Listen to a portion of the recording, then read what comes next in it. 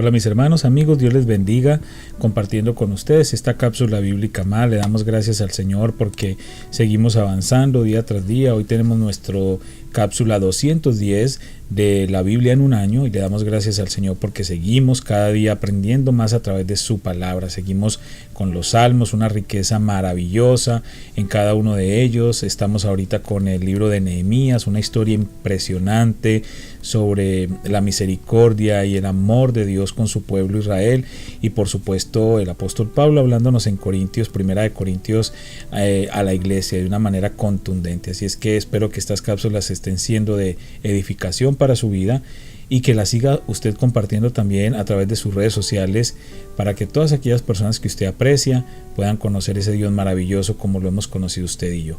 Así es que sigamos escuchando las cápsulas y sigamos compartiéndolas. Salmo 87, 1 al 7. En el Monte Santo está la ciudad fundada por el Señor. Él ama a la ciudad de Jerusalén más que a cualquier otra de Israel. Oh ciudad de Dios, qué cosas gloriosas se dicen de ti. Incluiré a Egipto y a Babilonia entre los que me conocen, también a Filistea y a Tiro e incluso a la distante Etiopía. Ahora todas son ciudadanas de Jerusalén. Con respecto a Jerusalén se dirá: allí todos disfrutan de los derechos de ciudadanía, y el Altísimo en persona bendecirá esa ciudad. Cuando el Señor escriba en el registro a las naciones, dirá: ahora todas son ciudadanas de Jerusalén. La gente tocará flautas y cantará: la fuente de mi vida brota de Jerusalén. Nehemías 3, 22 al 32. Los sacerdotes de la región vecina hicieron las subsiguientes reparaciones. Después de ellos, Benjamín y Asub repararon la sección frente a su casa, y Azarías, hijo de Maaseías y nieto de Ananías, reparó la sección frente a su casa. A continuación, Binui, hijo de Henadad, reconstruyó otra sección de la muralla desde la casa de Azarías hasta el ángulo y la esquina. Palal, hijo de Usai, continuó con la tarea desde el punto opuesto al ángulo y la torre que sobresale de la casa superior del rey, al lado del patio de la guardia. Próximo a él estaban Pedaías, hijo de Faros, junto con los sirvientes del templo que vivían en la colina de Ofel, quienes repararon la muralla hasta un punto frente a la puerta del agua hacia el oriente y la torre saliente. Luego seguían los habitantes de Tecoa, quienes repararon otra sección frente a la gran torre saliente hasta el muro de Ofel. Los sacerdotes repararon la muralla encima de la puerta de los caballos. Cada uno reparó la sección justo frente a su propia casa. A continuación, Sadoc, hijo de Imer, también reconstruyó la muralla frente a su propia casa, y más allá de él estaba Semaías, hijo de Secanías, guardián de la puerta oriental.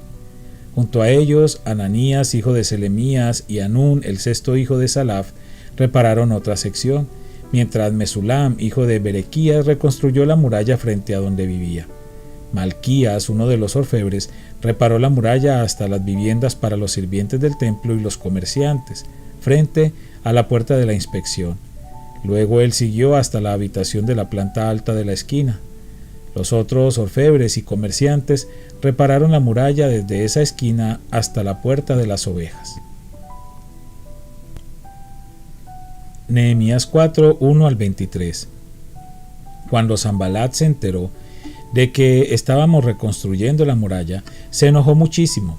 Se puso furioso y se burló de los judíos, diciendo ante sus amigos y los oficiales del ejército de Samaria: ¿qué cree que está haciendo este pobre y debilucho grupo de judíos?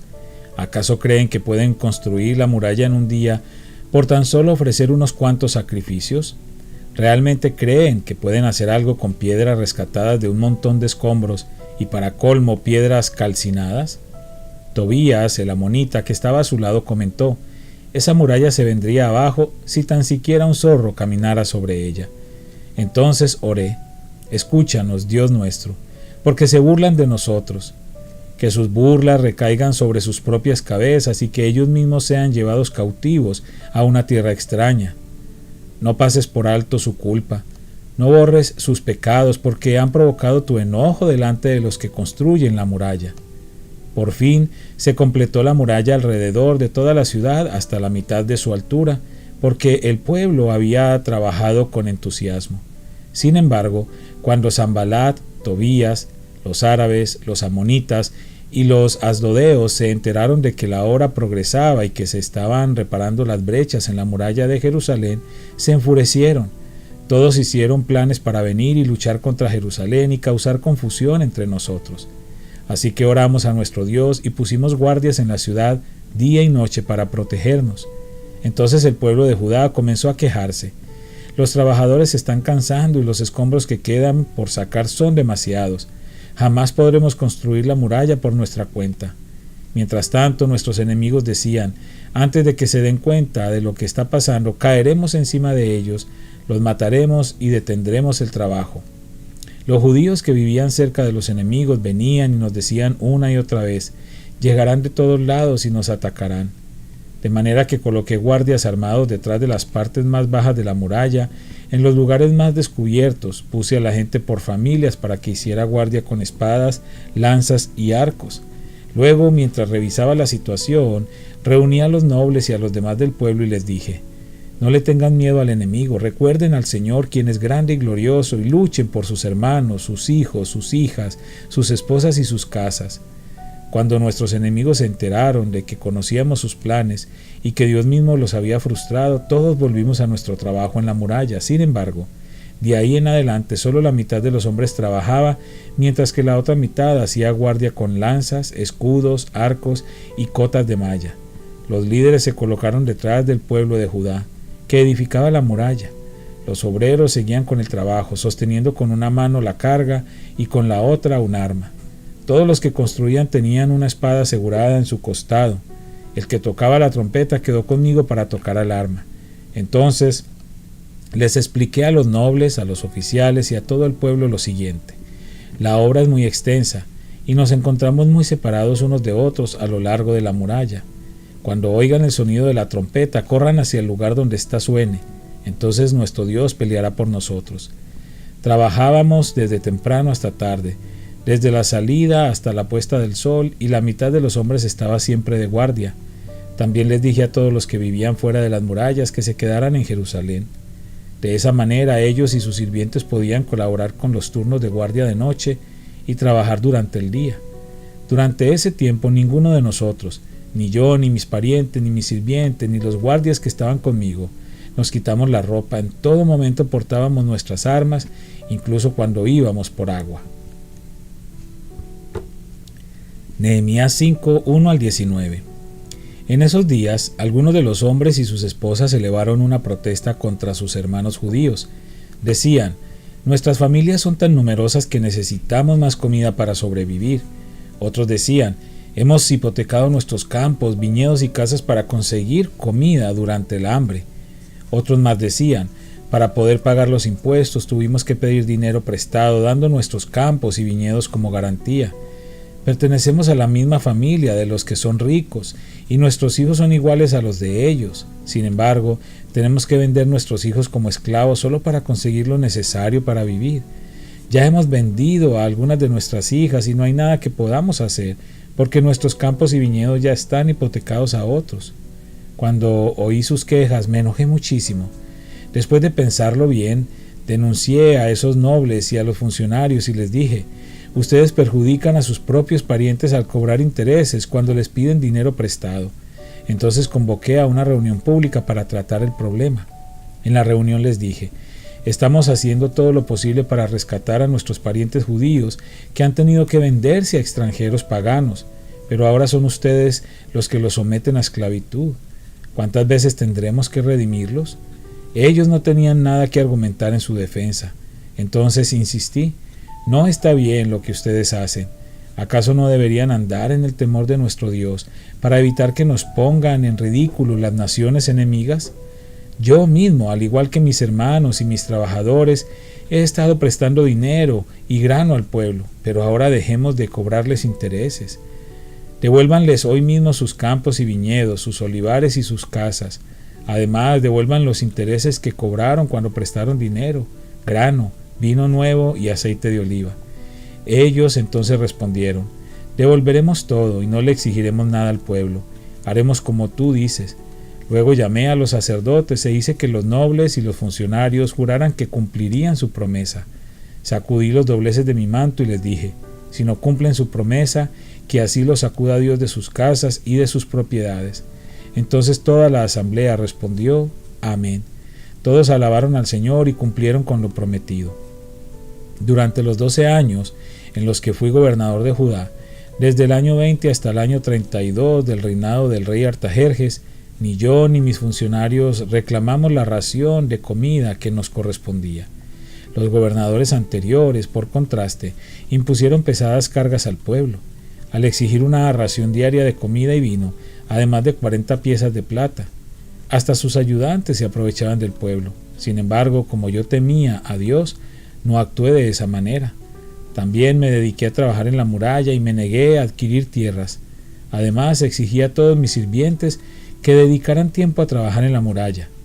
No pedí nada, aunque con frecuencia daba de comer a 150 funcionarios judíos en mi mesa, sin contar a todos los visitantes de otras tierras.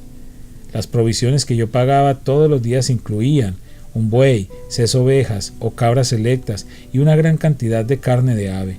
Además, cada 10 días necesitábamos una abundante provisión de toda clase de vino.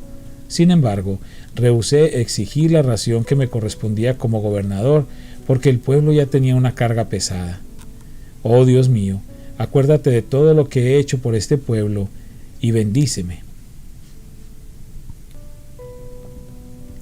Primera de Corintios 1, 18 al 31.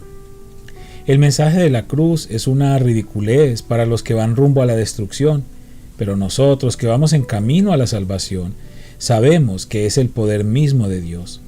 Como dicen las Escrituras, destruiré la sabiduría de los sabios y desecharé la inteligencia de los inteligentes. Así que, ¿dónde deja eso a los filósofos, a los estudiosos y a los especialistas en debates de este mundo? Dios ha hecho que la sabiduría de este mundo parezca una ridiculez, ya que Dios, en su sabiduría, se aseguró de que el mundo nunca lo conociera por medio de la sabiduría humana. Usó nuestra predicación ridícula para salvar a los que creen. Es ridícula para los judíos que piden señales del cielo, y es ridícula para los griegos que buscan la sabiduría humana. Entonces, cuando predicamos que Cristo fue crucificado, los judíos se ofenden y los gentiles dicen que son puras tonterías. Sin embargo, para los que Dios llamó a la salvación, tanto judíos como gentiles, Cristo es el poder de Dios y la sabiduría de Dios.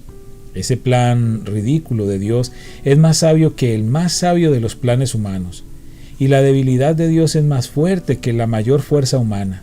Recuerden, amados hermanos, que pocos de ustedes eran sabios a los ojos del mundo, o poderosos, o ricos, cuando Dios los llamó. En cambio, Dios eligió lo que el mundo considera ridículo para avergonzar a los que se creen sabios, y escogió cosas que no tienen poder para avergonzar a los poderosos. Dios escogió lo despreciado por el mundo, lo que se considera como nada, y lo usó para convertir en nada lo que el mundo considera importante. Como resultado, nadie puede jamás jactarse en presencia de Dios. Dios los ha unido a ustedes con Cristo Jesús. Dios hizo que Él fuera la sabiduría misma para nuestro beneficio. Cristo nos hizo justos ante Dios, nos hizo puros y santos y nos liberó del pecado. Por lo tanto, como dicen las Escrituras, si alguien quiere jactarse, que se jacte solamente del Señor. Padre, una vez más te damos gracias por esta palabra maravillosa y preciosa. Gracias por todo lo que somos enriquecidos día tras día, por todo lo que podemos crecer espiritualmente al adquirir más y más conocimiento sobre ti a través de tu palabra, entender y comprender tus planes maravillosos. Te pido, Señor, de una manera especial por cada persona que está siguiendo estas cápsulas fielmente. Bendícelo, Señor, concede los deseos de su corazón y sé tú obrando de una manera sobrenatural, según tu perfecta y santa voluntad en cada uno de ellos. En el nombre de Cristo Jesús. Amén.